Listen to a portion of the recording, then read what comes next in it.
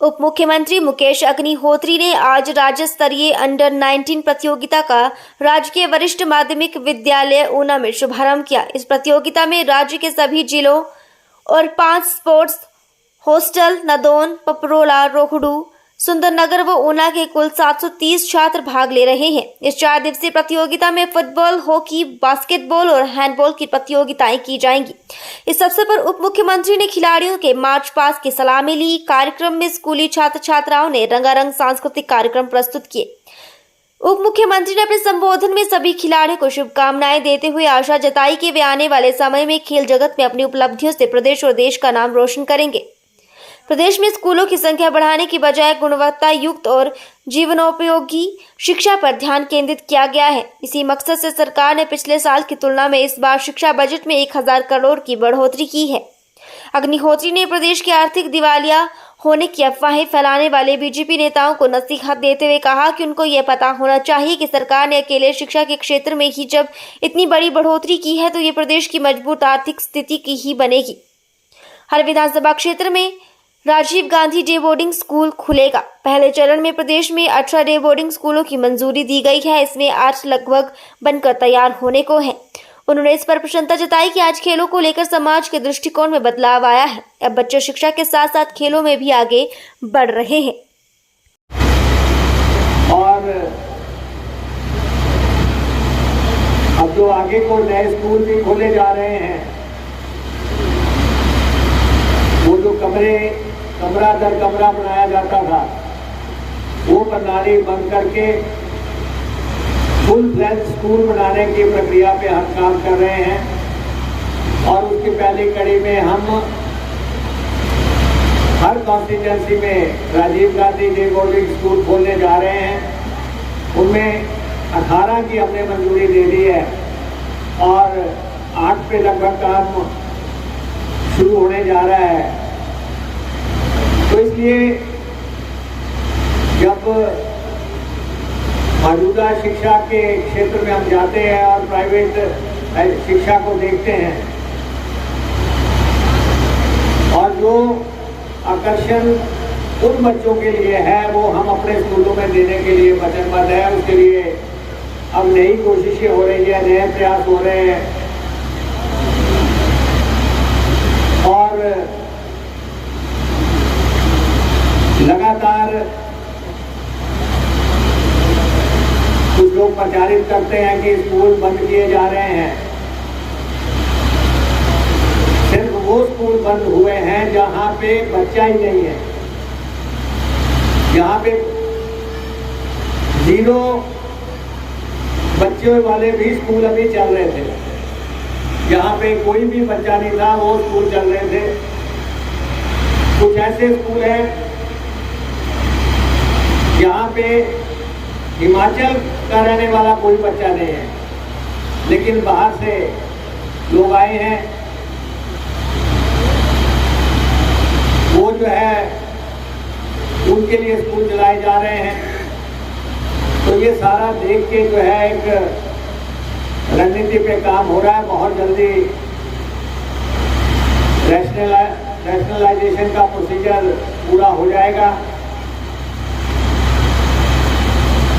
जहाँ पे स्कूलों की जरूरत होगी वहाँ पे हम खोलेंगे। हमारे राजादा जी की इस कॉन्स्टिट्यूंसी में बसदेरा में कॉलेज खोलना है तो वो हमारी सरकार कॉलेज खोलेगी। तो ऐसा नहीं है कि यहाँ जरूरत है वहाँ पे हम संस्थान खोलेंगे, जहाँ पे जरूरत नहीं है वहाँ लोगों को विश्वास पे लेके उनकी राय लेके हम आगे बढ़ रहे हैं। प्रतिभागी जो है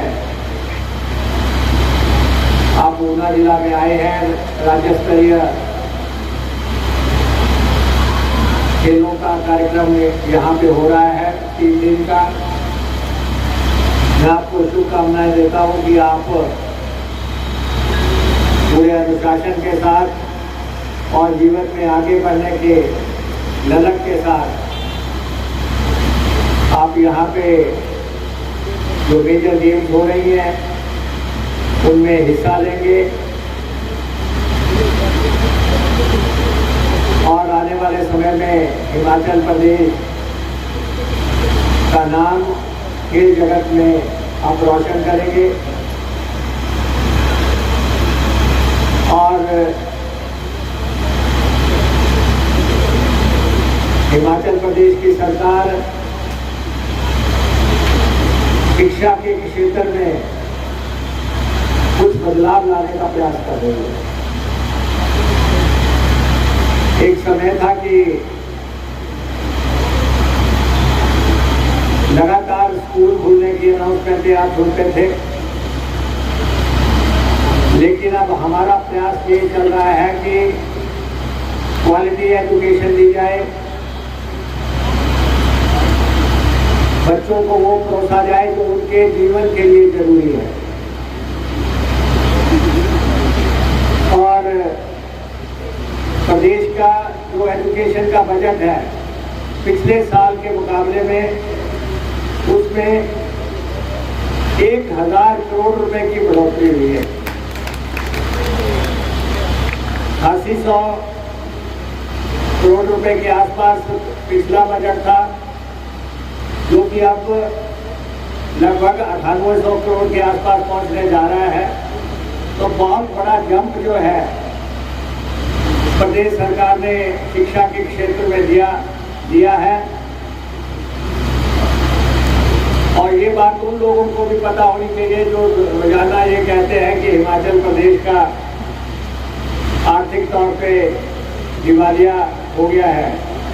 हिमाचल प्रदेश के high and higher secondary schools की जो है खेल कूद प्रतियोगिता स्टेट लेवल यहाँ पे ऊना में हो रही है और लगभग 750 बच्चे पूरे प्रदेश से यहाँ पे आए हैं। मेजर गेम्स का आयोजन हो रहा है और बच्चे यहाँ पे आए हैं, उनके टीचर्स यहाँ पे आए हैं। ऊना एक खेलों का हब है, आपको मालूम है, और लगातार निरंतर यहाँ ये खिलाड़ी देता भी रहा है। अभी भी आपने देखा कि निशांत ने किस ढंग से अपने उपलब्धि अर्जित की और पूरे देश दुनिया में अपना प्रदेश का और जिले का नाम रोशन किया। तो खेलों से जो बच्चे निकल रहे हैं उनको सरकारी क्षेत्र में नौकरियां भी हासिल हो रही हैं और बहुत बच्चे अब खेलों की बदौलत नौकरियां लग रहे हैं। तो मैं देख रहा हूँ कि इन खेलों के प्रति ध्यान क्या किस तरीके से बच्चों का बढ़ रहा है। तो हम बच्चों को शुभकामनाएँ देते हैं। और जहाँ तक हमारा एजुकेशन का सवाल है, एजुकेशन के बजट में लगभग 1000 करोड़ रुपए की बढ़ोतरी हुई है पिछले साल के मुकाबले में। अगर आप देखा जाए तो 8800 करोड़ के आसपास पिछले साल बजट था और इस साल लगभग 9800 करोड़ के आसपास बजट जा रहा है। तो बहुत बड़ी बढ़ोतरी एजुकेशन सेक्टर में मौजूदा सरकार ने की है और ये सरकार एजुकेशन को एक की सेक्टर मानती है और इसीलिए लगातार एजुकेशन पे फोकस है। लेकिन फोकस अब जो क्वालिटी एजुकेशन पे है, अब ये नहीं है कि स्कूल खोलते जाओ बच्चे हैं नहीं है। अब ये है कि जो भी स्कूल है उनकी गुणवत्ता की तरफ ध्यान दिया जा रहा है।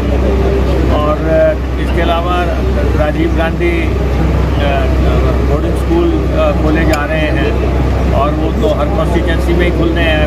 पहले चरण में 18 जगह आइडेंटिफाई हो चुकी हैं, उनमें से 8 का तो लगभग फाइनलाइज भी हो चुका है। तो एजुकेशन को लेके प्रदेश सरकार गंभीर है। बच्चों के खेलों को लेके लगातार जो भी सुविधाएं दी जा सकती हैं वो किया जा रहा है। तो आज का जो आयोजन हो रहा है ये आयोजन अच्छी तरह से रहे, बच्चों को बच्चे तरीके से रह पाएँ और अपना फोकस मैचेस में कर सकें, ये प्रयास होगा। तो भाजपा ने यहाँ पर हिमाचल प्रदेश में सरकार पर आर्थिक कुप्रबंधन के आरोप लगाए। देखिए ऐसा है कि भाजपा दो चीज़ों पे कर रही है। एक तो लगातार सरकार के खिलाफ षड्यंत्र करती है, दूसरा पूरा सरकार को बदनाम करने का प्रयास करते हैं। ये दो ही एजेंडों पे भाजपा काम कर रही है। आप ये बताएं कि हिमाचल प्रदेश इस महीने 28 तारीख को सैलरी में गई है। 28 तारीख को का क्या कभी इन्होंने एडवांस सैलरी दी थी? तो ये कहना कि प्रदेश दिवालिया का शिकार हो गया, क्या हमें किसी रिजर्व बैंक ने कोई हमें नोटिस निकाला है या किसी और वित्तीय संस्थान ने या हम डिफ़ॉल्टर हुए हैं या ऐसा? सिर्फ ये है, ये देशव्यापी जो है एक छोटे स्टेट पे हमला कर रहे हैं। छोटे राज्य हिमाचल छोटा राज्य है, उस पर हमला करके ये अपना भविष्य तलाश रहे हैं। तो हिमाचल प्रदेश की जो मौजूदा सरकार है, हम हर परिस्थिति से लड़ रहे हैं। पहले भी जब इन्होंने प्रयास किया तब भी लड़े हैं, अब भी ये एक कोशिश कर रहे हैं। लेकिन ये मैं आपको बताऊं कि सरकार हमारी स्थिर है, स्टेबल है, टिकाऊ है। हम विकास पे फोकस किए हुए हैं और विकास, कल्याण और गरीब की सेवा का एजेंडा हम आगे बढ़ाएंगे। बहुत बड़े बड़े प्रोजेक्ट्स हो रहे हैं। आप देखें कि कल ही हमें जो है शिमला का रोपवे, जो कि 1750 करोड़ रुपए का, जो एक उपलब्धि होगी, हिंदुस्तान का पहला सबसे बड़ा रोपवे और संसार का दूसरा रोपवे, वो शिमला में लगने जा रहा है। हमें उसके टेंडर करने की इजाज़त मिली है। वो तब मिली है अगर हमने उसकी औपचारिकताएं पूरी की हैं। अभी हमने एनवायरनमेंट के लिए उसके लिए 20 करोड़ रुपए जारी किया और यहाँ पे हम चाहते हैं कि केंद्र सरकार विकास के लिए सहयोग करे। तो जो बड़े बड़े प्रोजेक्ट्स बनने हैं सरकार, अब हमारे यहाँ पे बल्क ट्रक पार्क के लिए हमने, अगर हमारी स्थिति ठीक ना होती तो क्या आप मानते हैं कि प्रदेश सरकार उसमें पार्टनर बनती? इनके इसमें में तो पूंजीपति रखे थे इन्होंने कि केंद्र जो पैसा लगाएगा उतना पैसा पूंजीपति लगाएगा। हमने कहा कि नहीं, जितना केंद्र पैसा लगाएगा उतना हिमाचल प्रदेश सरकार लगाएगी। तो 1000 करोड़ रुपया हिमाचल प्रदेश सरकार लगा रही है।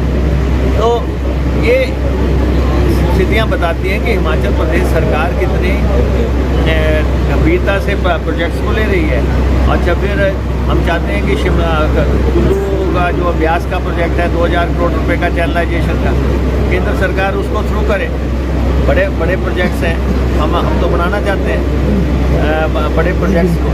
हम चाहते हैं कि जो कांगड़ा का एयरपोर्ट बनना है, एयरपोर्ट या रेल लाइनें केंद्र को बनानी चाहिए। तो एयर के प्रोजेक्ट को जो है पूरी तरह सेंटर फंड करे। रेलवे में जो है 100% जो है भागीदारी सेंटर करे। तो लेकिन नहीं करने के बाद पर जो है हम अपना शेयर लगा रहे हैं, अपना पूंजी लगा रहे हैं। और अभी आपने देखा HRTC का कार्यक्रम हुआ, 55 महीने का उनको पैसा नहीं मिला था ओवर टाइम का। तो हमने 97 करोड़ का तीमार से पहले देने का फैसला किया और पहले चरण में हमने 50 करोड़ रुपया देने का फैसला किया। उनका मेडिकल बिल 9 करोड़ रुपया पेंडिंग था HRTC का, हमने 9 करोड़ रुपया एक मुश्त उनको देने का फैसला किया। गाड़ियाँ हमने खरीदने का फैसला किया था। अभी 300 जो है इलेक्ट्रिक गाड़ियाँ खरीदने के लिए हम पैसे दे चुके हैं। 200 हम डीजल की गाड़ियाँ खरीदने जा रहे हैं, 24 वॉल्वो खरीदने जा रहे हैं। ये तब हो रहा है अगर प्रदेश में वित्तीय हालात ठीक है। तो इसलिए